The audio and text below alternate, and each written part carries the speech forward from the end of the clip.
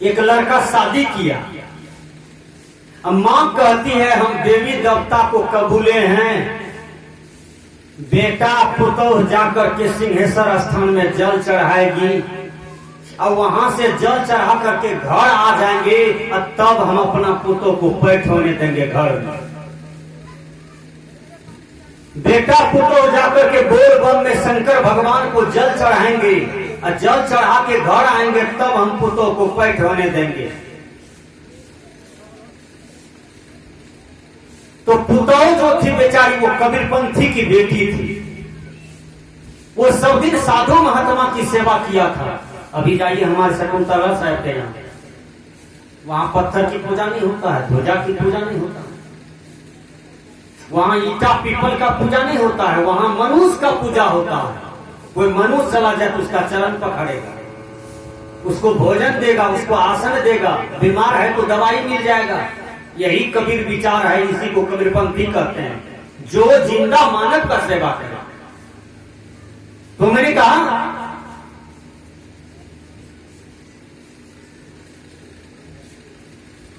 सदगुरु कबीर साहब की वाणी है,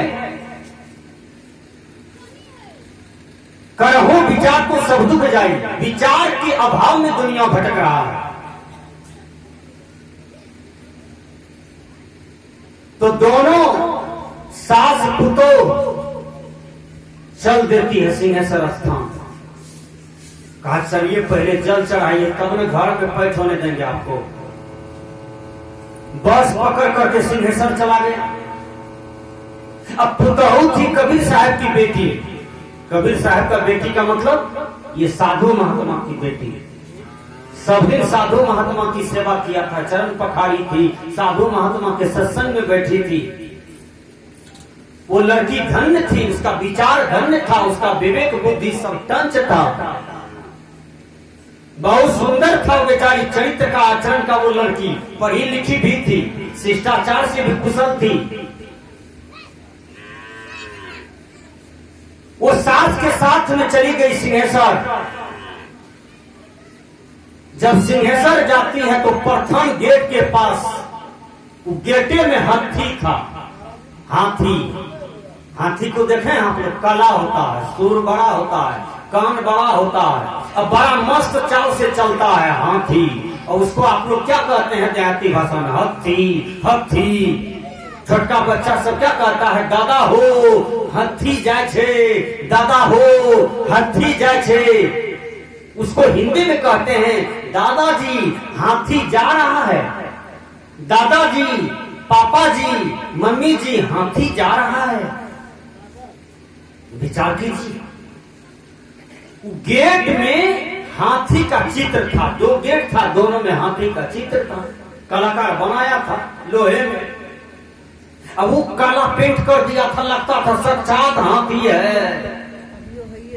विचार कीजिए, अब वो कहते हैं अभियो है ये है। विचार कीजिए, वो हाथी का चित्र था।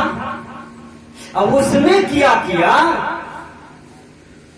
उसकी पुतौह देख ली हाथी को, कहा माय जी ये हाथी ये तो हमको सूर में लेगी, उठा के पटक के मार देगी। माँ जी हम नहीं जाएंगे।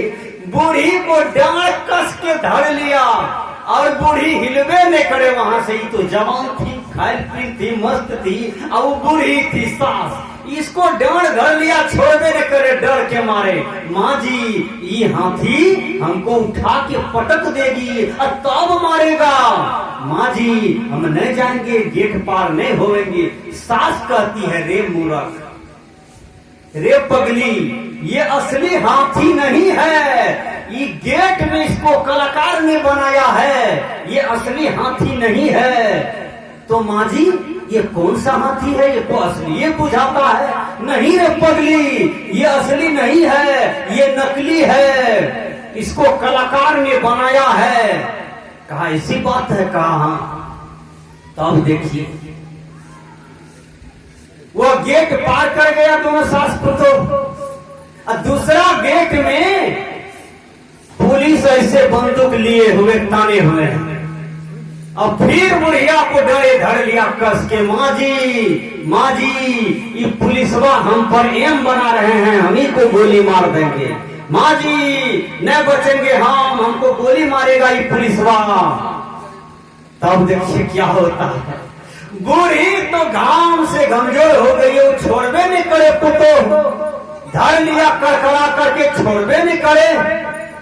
तब देखिए क्या होता है, फिर कहती है रे पगली ये असली पुलिस नहीं है, असली पुलिस उधर है, इधर है, इधर है, असली पुलिस उधर है।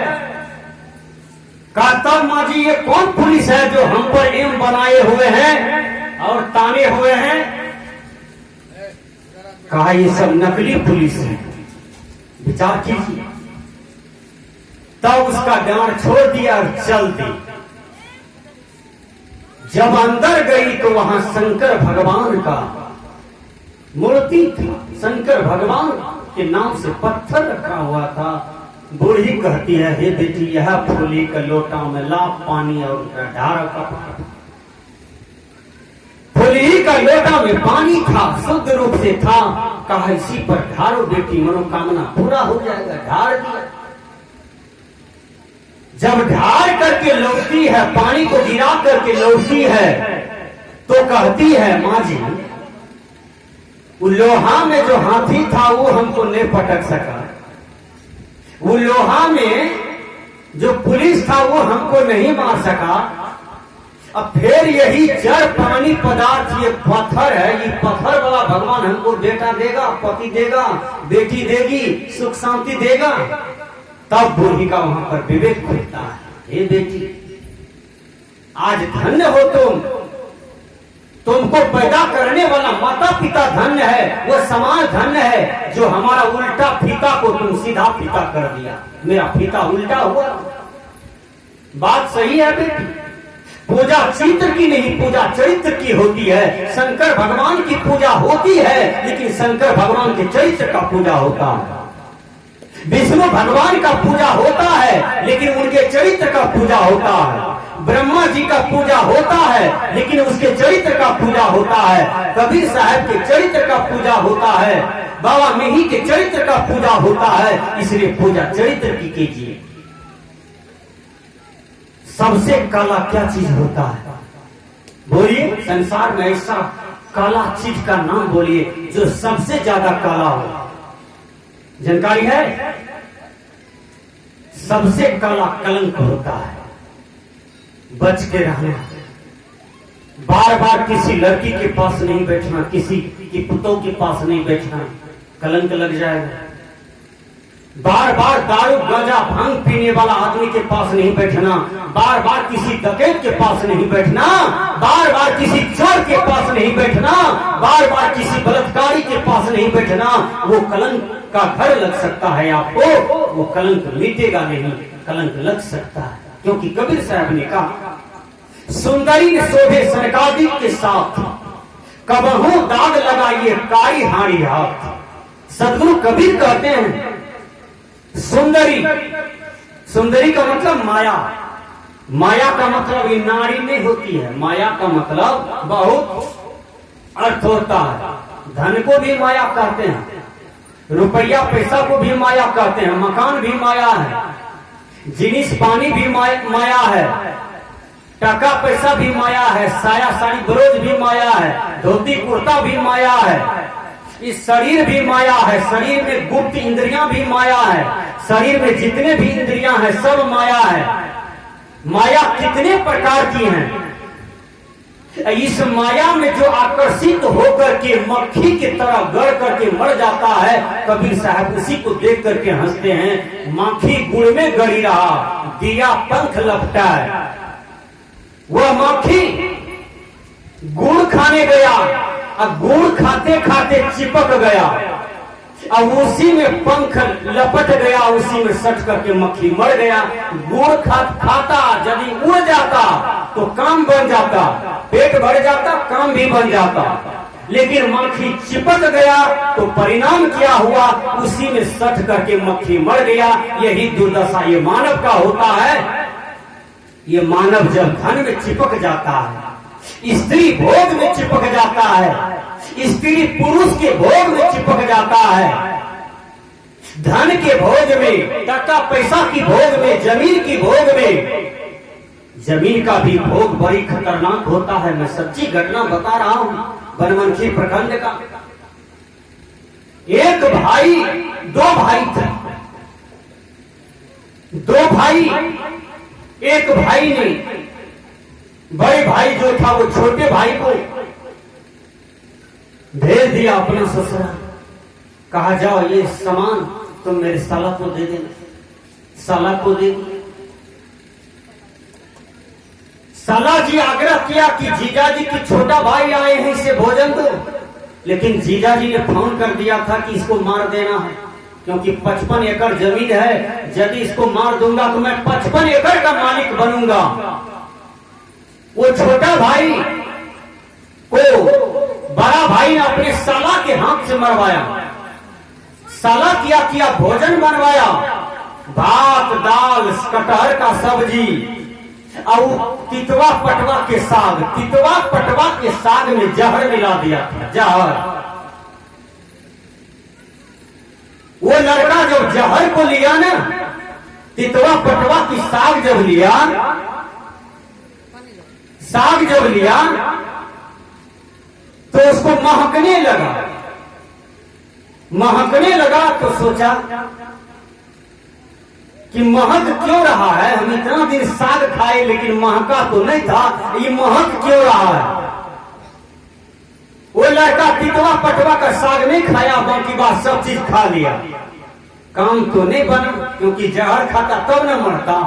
अब उसको 55 बीघा का मालिक बनना है, बड़का भाई को फोन करता है, काम हुआ? काम तो होने ही वाला था, लेकिन लड़का तो तेज बुझाता है आपका भाई, जहर नहीं खाए। जब वहां नहीं मरा तब किया कहा चलिए घूमने के लिए ले गया। बड़ा बड़ा पटवा का खेत था बाध में, और वहां पर किया 3 लड़का से उसको उठा के पटक दिया, दबिया से गला काट दिया। बाकी बात वही पटवा खेत में उसको गाड़ दिया। फिर बड़े भाई का फोन होता है, काम बन गया। कहा काम तो बना, का लाश कहाँ है? का पटवा की खेत में है।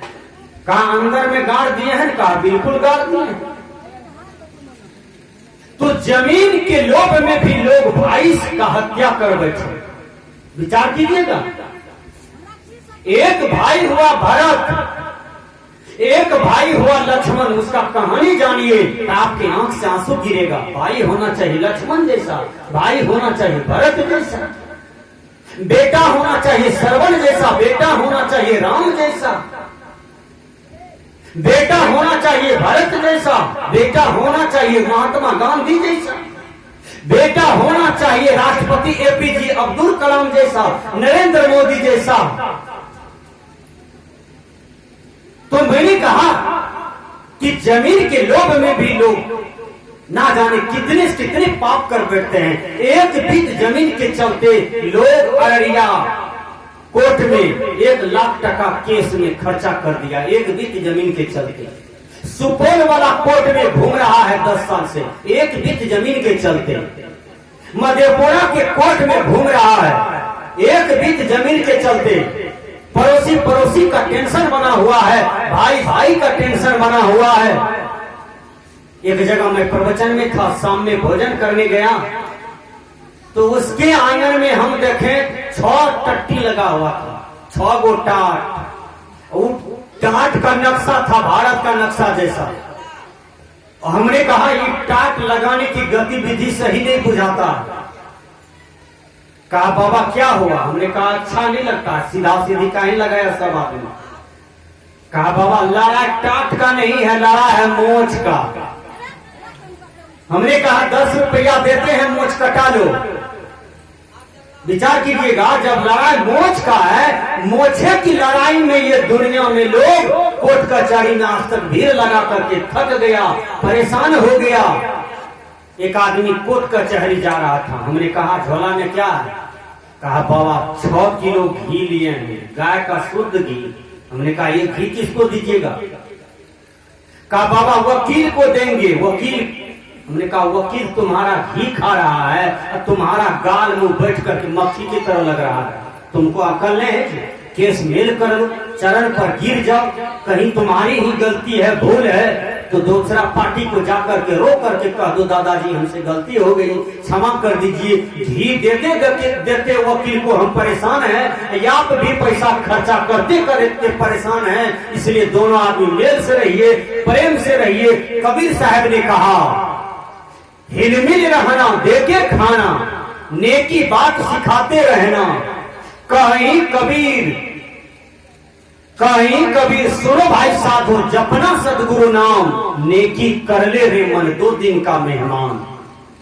आदमी तर्क करे कहां से आया कहां जाएगा, तन छूटे मन कहां रहेगा, तन छूटे मन कहां रहेगा, आखिर तुमको कौन कहेगा सतगुरु बिन ज्ञान, नेकी कर ले रे मन 2 दिन का मेहमान। सब तो यहाँ 2 दिन का मेहमान है, और 2 दिन की मेहमानी में इतनी सजा, इतनी बड़ी गलती, इतनी बड़ी धोखा, इतना बड़ा अपयश वाला कर्म, इतना बड़ा कुकर्म क्यों? इसलिए मैंने कहा सदगुरु कबीर साहब जी ने कहा करहु विचार तो सब दुख जाई। तो वह बूढ़ी बेचारी, सास बेचारी परिवर्तन हो गई, उस दिन से आई, फिर सभी मानव का पूजा करने लगा, जीवन परिवर्तन हो गया, जीवन बदल गया, जीवन धन धन हो गया। तो पुतहु सुधरी हुई थी तो सास को सुधार दिया। आप सुधरेंगे तो परमानंदपुर सुधरेगा, या आप बिगड़ेंगे तो आपका न परिवार सुधरेगा न समाज सुधरेगा। इसलिए सुधारने की प्रक्रिया ठीक हो, वह सुधारने का स्थान है ये सत्संग स्थल। कबीर साहब कहते हैं करो सत्संग भरम गर टूटे, सत्संग करो तो भरम का गर टूटेगा। इस समाज में जो अनेक प्रकार की भरम है वो गर टूटेगा। तो मैंने कहा